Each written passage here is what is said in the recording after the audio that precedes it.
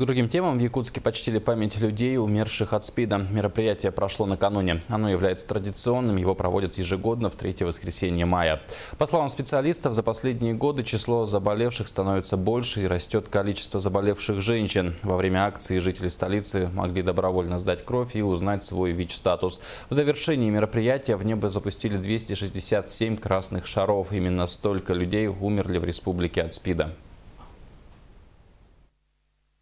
Мероприятие проводится для привлечения внимания общества к существующей проблеме. Как-то проинформировать, да, и это идет обычно с раздаточным материалом, что такое ВИЧ, что такое СПИД, чем отличается, как защититься.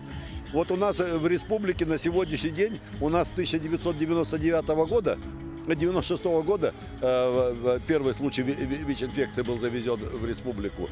Сейчас уже 1364 человека.